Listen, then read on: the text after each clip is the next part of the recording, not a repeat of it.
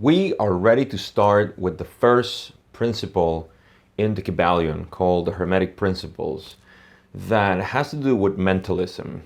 And this is, to me, the most important principle to understand because it's the foundation for everything.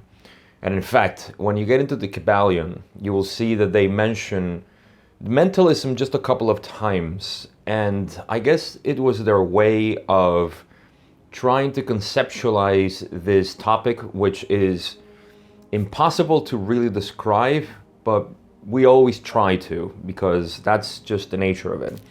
And I'm going to start with that. We're going to get into a concept or an understanding that is beyond teaching. It is beyond explaining. And this is why all the mystic traditions, at least, the ones that claim no full understanding of reality, they will tell you that this is, the cornerstone, that this is the part where you need to go out and experience it, or rather, you need to go inside and experience it, because this deals with the unexplainable. I have a bunch of quotes here from the KYBALION from, again, I need to make a correction. From the first video, I said that the first quote that I had was from the source of the KYBALION, but that wasn't true. That was actually from the writings of the three initiates. So these are the quotes from the KYBALION source, not what the three initiates wrote. So correct myself there.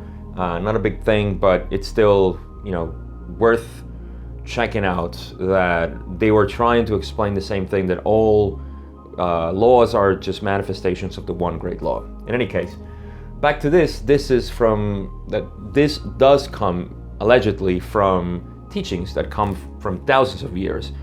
So as you can see in all the quotes here, and we'll get to them because I'm just using them for reference, I'm just going to go through them and kind of reinforce the same point that is the whole purpose of this video, which is, what is mentalism? What is consciousness, rather? Because that's, like I said at the beginning in the introduction, consciousness is the word that I use for understanding source, God, everything. And we'll get to that. But this, as you can see, in each one of them, there's always something that is, it's referencing that there is no way to explain it. So the thing is that, one thing that needs to come out of mysticism is that even though in mysticism or in occultism, there's always the remembrance or the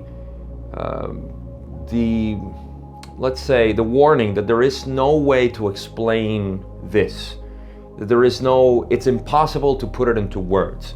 That doesn't mean that we cannot discuss it. We can talk about it, but we can never define it, is what it is.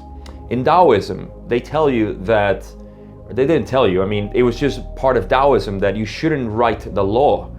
The law should never be written, because once it's written, it can be interpreted. Once it's interpreted, then the mess that comes out. Our whole legal system here in the Western world, and probably the whole world right now, is based on interpretations of the law. But who wrote the law, and how many modifications and how many loopholes? That's what lawyers are. If you deal with lawyers, they will tell you their work is just to find loopholes in the laws. So that's not really something practical. It's just something that we go around it. So interpretation of something that it cannot be defined like it is shouldn't be taken seriously. And this is the whole thing. This is why it escapes scientists, because it cannot be put into context. And the reason for that, I'll explain it, because it just makes practical sense. It's so simple. This is the principle that is so confusing because it's so simple. Let me say that again. That is, that this principle, it is so confusing because it's so simple. And that is why we get that mistake that in mysticism, they tell you that you cannot, you cannot explain it, you cannot define it, but that doesn't mean you can't talk about it. We can definitely talk about it and give the idea and kind of flirt with it, so you can get some sort of stimulation for you to experience it, because that's the thing, it's experiencing it. So with that in mind, we know that we're going to talk about something that is impossible to explain. We can just play with the idea, and that's what I want. That's what I want you to take out of this, just the notion that it's going to come out in the explanation that I'm just going to give, which is just one of millions or infinite possible explanations of what this is. And I'm going to make some adjustments. I'm not going to say corrections, because that would be pretty arrogant of me, but it's more like adjustments to my vocabulary and what to say in terms of what is the infinity that we're talking about. What is this all that they mention in the KYBALION? Which is, again, it's just another word to say God. But you see, in Western traditions, we have been taught that God is this individual. See, the word says this, individual, is one, is a separate being. And that's just not true. That is not the underlying reality, or the underlying principle of reality is not an individual. I mean, it's one being, but that doesn't mean that it's a being separate from us. Is that we are all the same being. And so God tends to be a word that somehow escapes our attention because we associate it with that, Jehovah type of God, from the Judeo-Christian religion or spiritual belief system, that, there is a man, it's a man that is out there, and it's measuring everything, and it's taking, good look at you, and it's judging everything. So that's how we associate God. But God is just a symbol. God is how we can explain it. See, the unexplainable needs to be put in human terms, and that's how we kind of understand it, as a parable, as a tale. If you study Hindu mysticism and all the gods, all the plethora of gods that they have, that's all they are. They are symbols for things that we know are true in reality.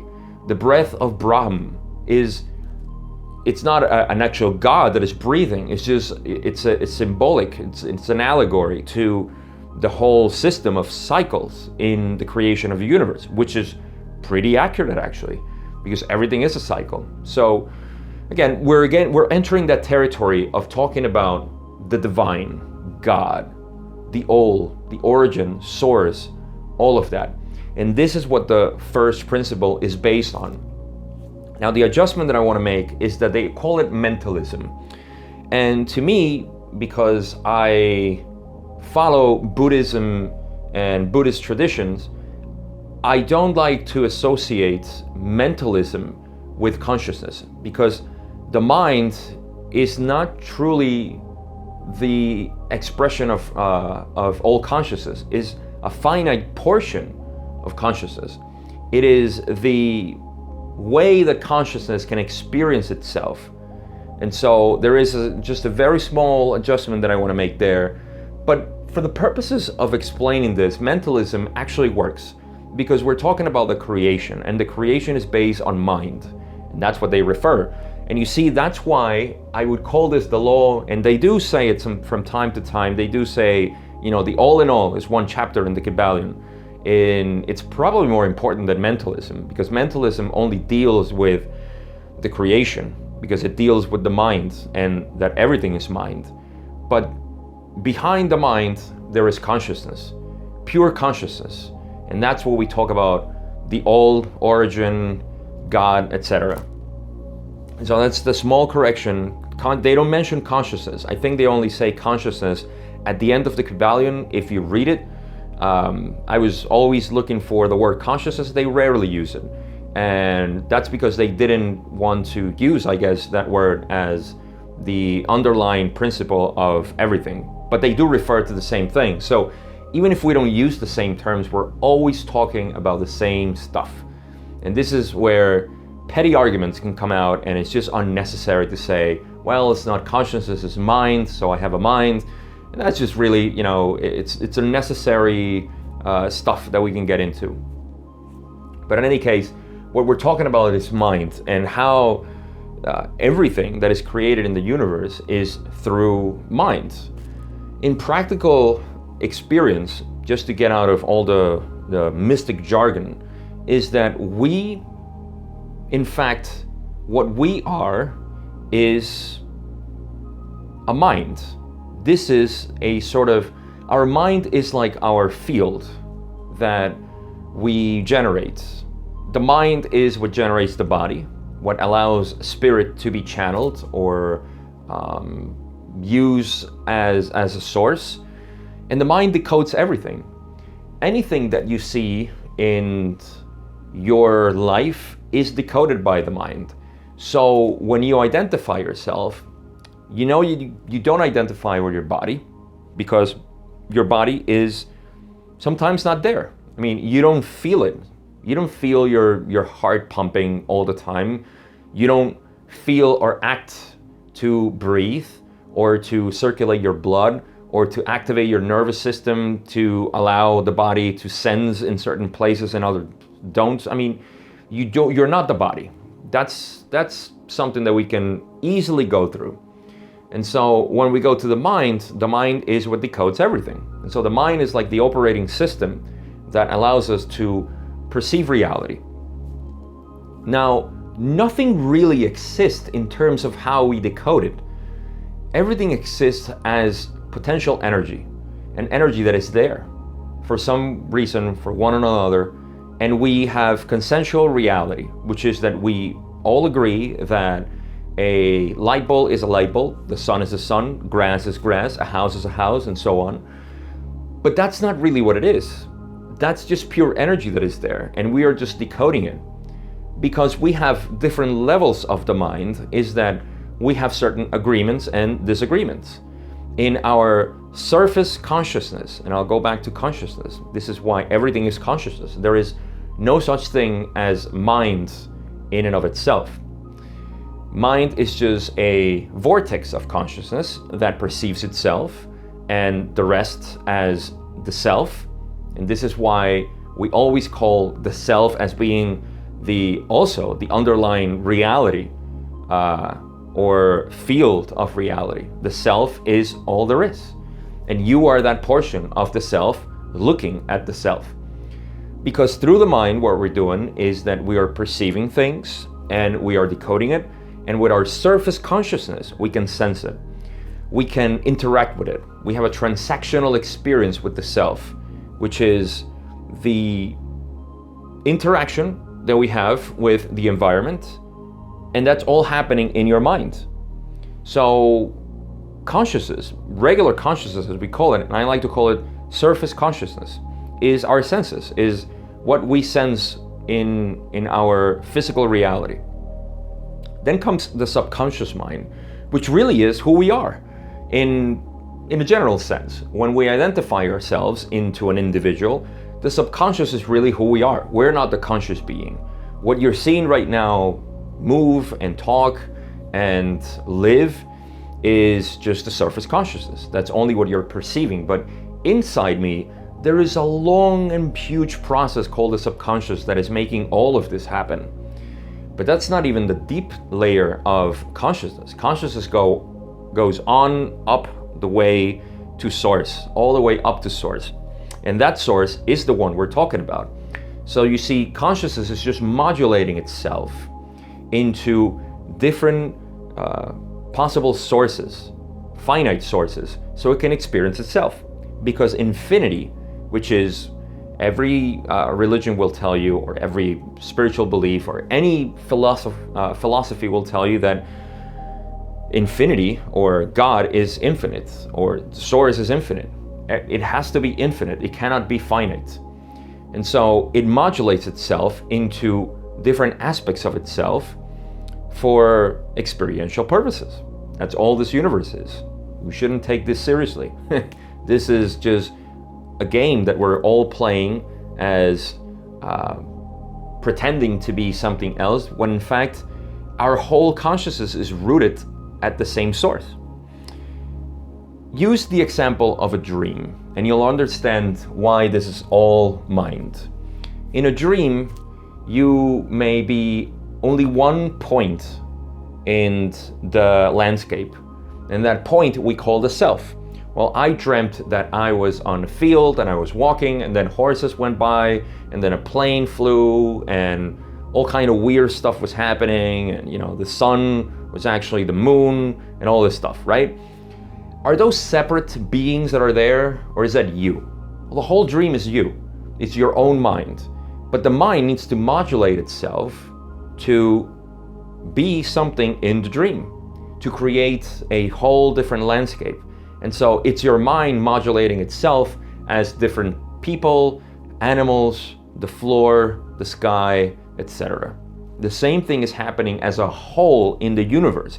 And this is why the whole universe is called mentalism, because the whole universe as creation is one mind that is modulating itself into different beings.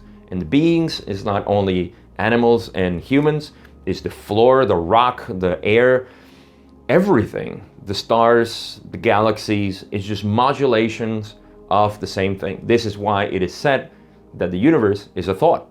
The universe is just one big thought that in infinity, it just lasts a blink of an eye. And so I'll read the first one that I have, which kind of helps to emphasize this. And they say, that which is the fundamental truth, the substantial reality, is beyond true naming, but the wise men call it the all. The all is everything that I have explained as the universe created, and in the that is the fundamental truth, that the whole universe created is one mind. That is only one being here, and it's infinite. And we're all simply posing as different aspects of itself so we can have an experience. So you see, from the beginning, they say the fundamental truth. This is a very bold statement. The fundamental truth, the substantial reality, is beyond true naming because it cannot be named. Once you name it, it becomes finite. And you cannot make infinity finite to describe it. It's not possible. But we can play with the idea. In its essence, the all is unknowable. Every serious and honest spiritual belief will tell you that it is impossible to describe the reality that is behind everything, and we call it consciousness. Now, I'll tell you why, and I'll give you an analogy as to why this consciousness cannot know itself. This consciousness is, and I'll tell you, this is how it's so simple too. Consciousness is like the eye. The eye doesn't see itself. The eye is made for seeing. And so the eye, if it were sentient, would ask, do I really exist? Who am I? Am I that which I'm seeing? Am I that which am I perceiving? Am I that color? It'll try to identify itself. But the purpose of the eye is just to absorb light and decode that light, and that's all it's doing. But it's transparent to itself. Consciousness is the same thing. Consciousness cannot be conscious of itself, and that's why it only perceives. It only is aware. And so when you move into that understanding, you know that if you are aware, then you are conscious. And when you are aware that you are aware, that's where either all the trouble begins or the return to source also begin. It depends on you, on how you deal with that fact that you are aware that you are aware. So for you to experience this, I want you to just ask yourself, or I'll ask you, are you aware?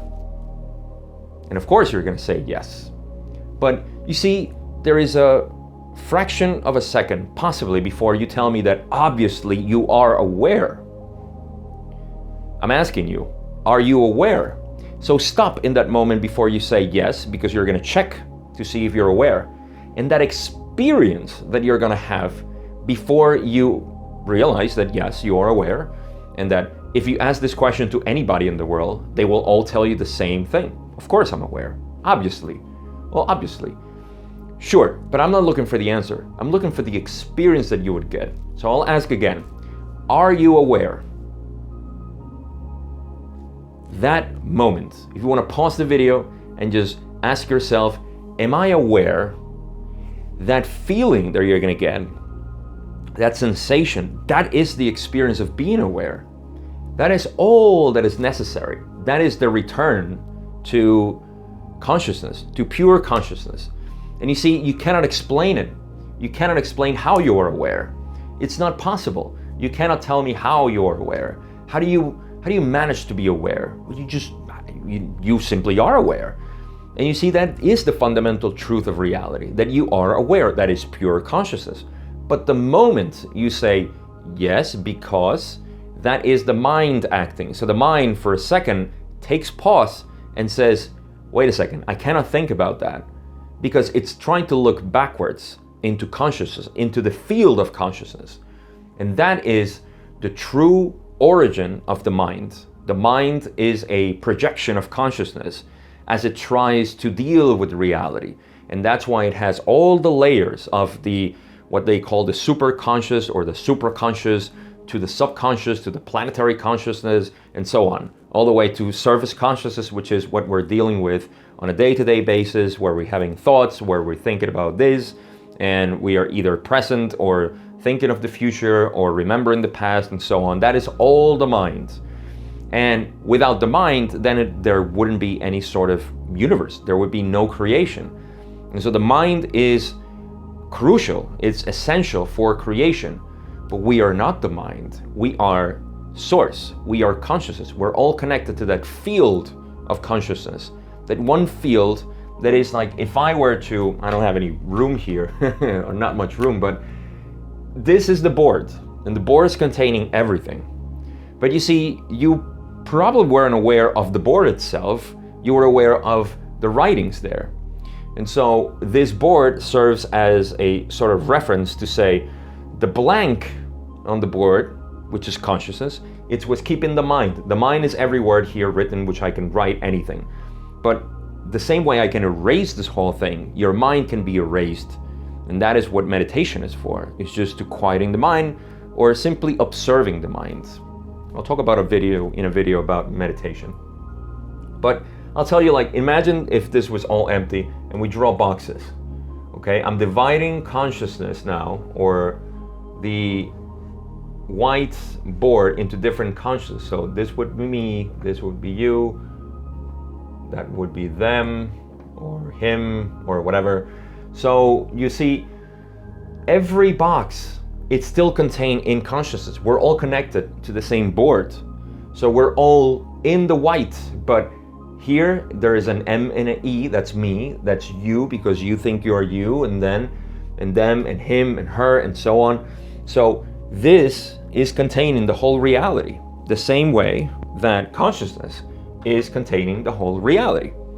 And so this is what mentalism is that the mind, which is what we have here, is a step down of the thought that infinity had to create the whole universe, as it is a mind, and is a thinking mind. This is why identity is so emphasized in any spiritual belief that tries to tell you that you are not a physical being, and that you are not an individual, that you are way more than that. And depending on the lessons and how far you are into understanding this, then you'll get deeper and deeper into knowing that what you perceive as a self is not really the true self. It's just a very minute and limited modulation of the whole universe. But you are connected in the same way with the mind and everything. The mind, every single thinking mind is connected to the same field of consciousness. In fact, every rock is connected to the same field of consciousness. It's just that it has a different mind, if you will. It has a different intelligence that makes it maintain itself as a rock due to the vibration and patterns that it follows as it retains energy. And that's just what it is. That's why radioactive material is also radioactive, because it's so dense and fast moving that is losing some of its matter. So everything has a different type of mind that is modulated by consciousness. Another part that they say, the report of reason must be hospitably received and treated with respect. This is awesome because what they're saying is that even though we cannot explain, it's unknowable, the all is unknowable, and we cannot explain it truly, reason, which is what arises from the mind, should be hospitably received and treated with respect. Our reasoning must be treated with respect because this is what we're doing. This is what we're playing with. We're trying, this is the game. The game is hide and seek. It's trying to find what we lost. And the only thing we lost was our identity as the whole universe. That's all there is. So, you know, our reason is what makes us, in a degree, to understand this and to teach it to other people, which is what I'm trying to do here. The last thing I have is under and back of the universe of time, space, and change is ever to be found the substantial reality, the fundamental truth. Almost like at the beginning, when they talk about the fundamental truth, is that under and back of the universe of time, space, and change. This is, I like this because this is going behind time, space, space-time as we know it in the raw material, and it's going to the source. The source is what they're talking about here. The substantial reality, the fundamental truth is what I've been talking about. It's like I said, the board. The board is the fundamental reality of everything that can be expressed here. Nothing can be written here if there was no board. We would have to have a background for it. That background is consciousness. And the mind is really what is trying to make this board come out to life, otherwise it would just be blank. But our harmony and peace is actually there. So this is these are quotes that I got from there that I think help reinforce that what we're reading in the KYBALION is the same thing we've been getting, and there's not much to really try to define here, like I said, because it really is dealing with the unknowable, the unexplainable. But we can talk about it. And like I said, you know, one of the ways that we can perceive that is that our mind is as powerful as the one mind, but it's fractal. You see in holograms, when holographic projections, every fraction is just a little bit dimmer. So it's not as the original, as bright, but it's dimmer. And it's the same thing, it contains the whole thing. So you contain the whole universe in you because you are the mind.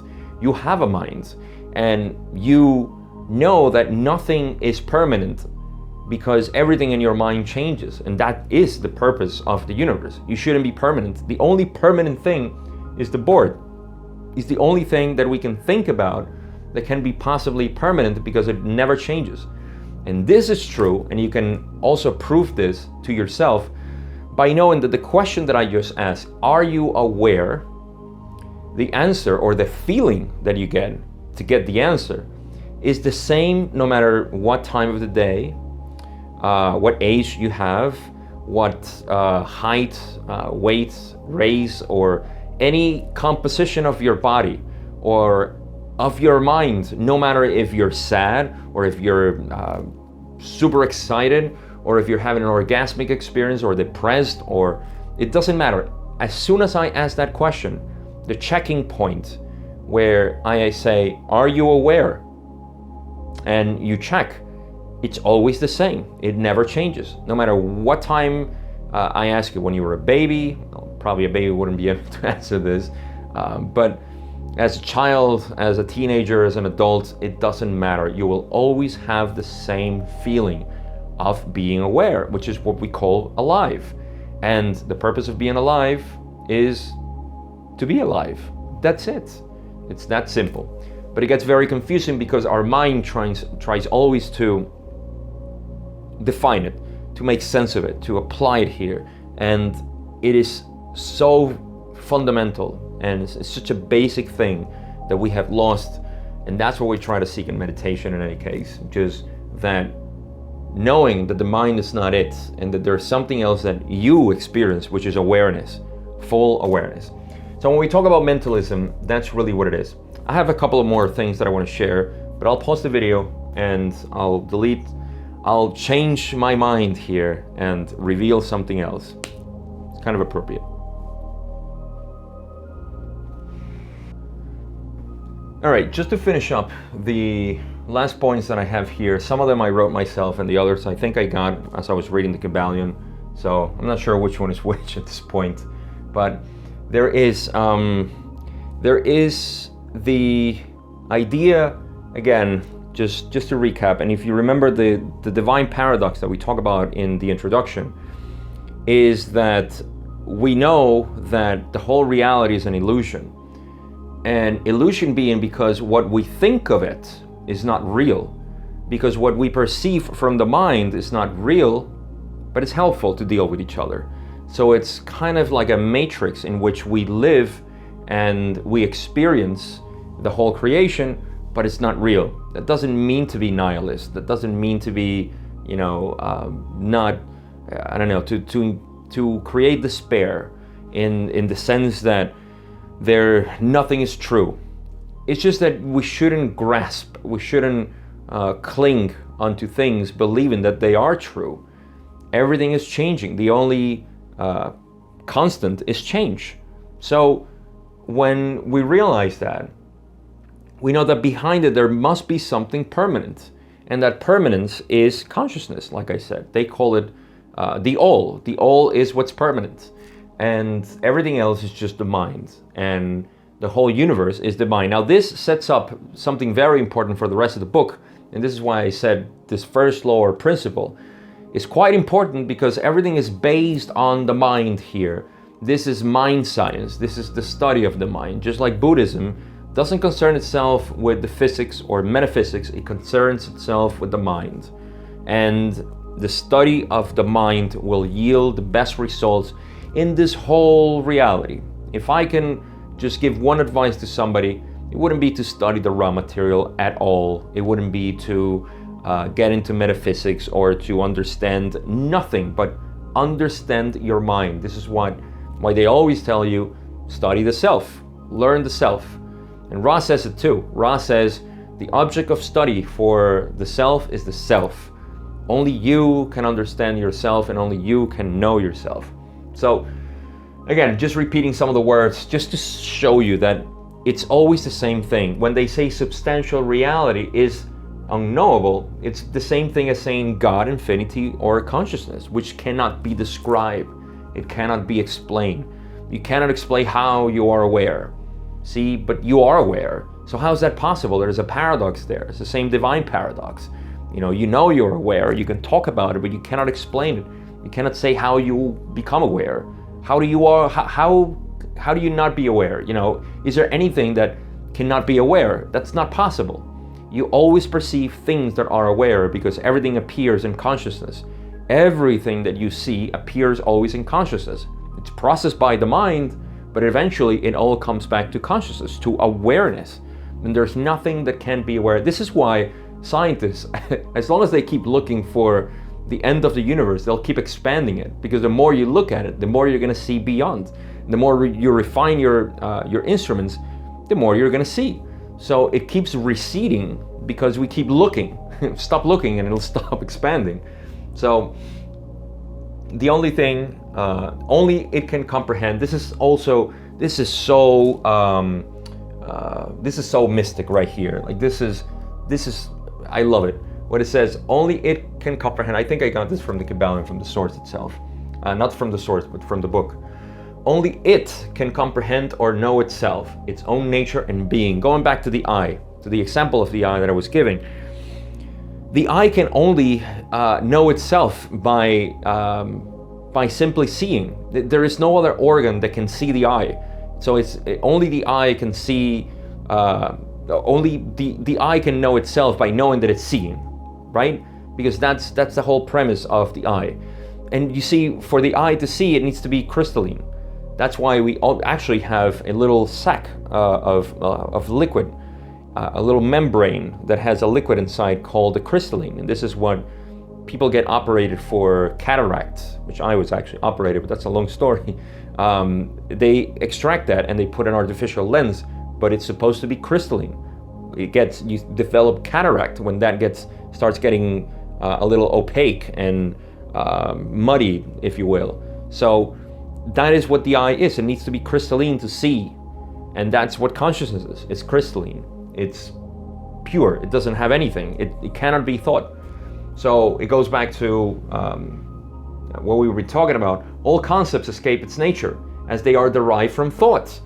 You see, now that you can differentiate consciousness, pure consciousness as a field, like the,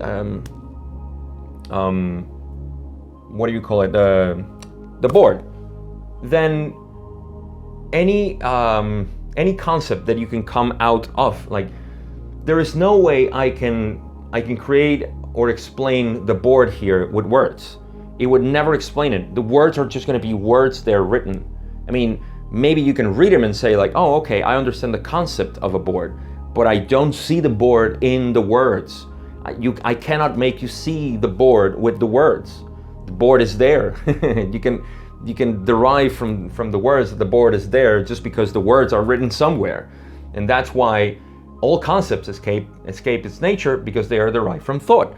Of course, if the mind is creating thoughts and the mind is not consciousness, then you won't be able to create thoughts that can explain or define consciousness. And this is why I wrote here at the end that the you that can be defined is limited, is finite, because you can only define yourself by thoughts. And if you can define yourself by thought, then you're creating a limited version of who you are, and not the true version of who you really are, of what you really are. And that is just crucial to understand this, because mentalism comes out from that, from knowing that everything is mind, everything is created by the mind, but it's not real. And that is the illusion. The illusion is to believe that the things created by the mind are permanent, or are constant, or are real in that sense. And once you see that, then you know that the mind is simply a tool or a device that we have, a sort of contraction of consciousness to experience itself. And you are not the mind, you are consciousness. So other than that, I mean, the KYBALION, they go and they explain different ways of, or they do basically the same type of attempt that I'm trying to do here. And they tell you that there's no way to explain this. But you need to understand, the only thing you need to understand to go on with this material is that everything is connected to something, and that something is the all. They say the all is in all, and all is in the all. So there is, that's the holographic nature of the universe too. So now to finish this up, and like I said, it's confusing only if you complicate it. But if you only take away that one thing that I told you, are you aware?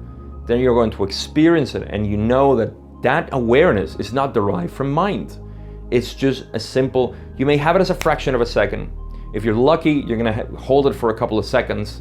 And if you can hold it for minutes, then my God, I don't know what you're doing here watching this video. But that is the fundamental reality, is awareness. And that awareness is what molds itself into the mind. And the mind creates everything. But awareness is simply awareness. And that's it. That's all you need to know to continue on with the rest. But like I promised, in every single video, I'm going to leave you with my friend, the wave. Because, you see, everything will fall onto this. And this is the analogy that I love doing. That a wave will describe reality. Because it has a crest and a trough. And it goes up and down. And this is your life. And as you go up, you know you're gonna go down. As you're gonna go down, I always say, are you feeling depressed? Are you feeling sad? Are you down? Well, stop thinking and realize that you have touched bottom. And what comes next is go up again, you know? And then, you know, anything else that may happen, you know, my car broke, or, you know, just I won the lottery. Well, now you're gonna spend it. Everything can be related to this. Now, why am I drawing this in consciousness or in mentalism? Because I say that consciousness is the line in which this wave goes up and down. Without the line, there wouldn't be any sort of division in which we know and we can measure the height of the crest or the depth of a trough and the valley in between. The line is what makes everything happen. Consciousness is this line. It's unmovable, it's permanent, and it doesn't define itself. It's just there to create. This is the mind. The mind vibrates. The mind has polarity, has dualism. The whole universe can be explained with dualistic nature because that's what creates also the divine paradox. So you have the ups and downs, and this is consciousness. Is what they will call mentalism, would be the creation of these valleys, crests, and troughs. So with this, again, you can keep, you can just simplify it to remember this. This is going to play out in every single law that I'm going to explain. And it's just an easy way to remember the same concepts. Consciousness is permanent. It's always present. It never goes away, has never gone away or came out of anywhere. It's always present. It's infinite. That's why we call it infinite. Infinity. Intelligent infinity is the same thing we call it in the raw material. So let's wrap it up. This is the first law that I wanted to explain. As a last trivia, I decided to put on the shirt Zero, which is from, if you're old like me, you'll remember Smashing Pumpkins and Billy Corgan. And I love that song because Zero was, it has a, even though Billy Corgan probably didn't intend it that way, if you can listen to it and you check out the lyrics, you would see that he, without really trying, he was talking about God. There's a part where he says, God is emptiness. And actually, I forgot how it goes, but emptiness is godliness or something like that. I forgot, terrible. But he talks about God being empty and just like him. And I thought that was brilliant. So that's why I decided to wear this shirt today as I explain the nothingness. That's why also consciousness is explained as nothing, as the vacuum, the void, the sunyata in Buddhism, because it has nothing. It has nothing in it or in and of itself, but it contains the whole universe. All right. Next time, we'll talk about the law of correspondence, which is the second Hermetic principle. And that's all I got. I'll see you in the next video.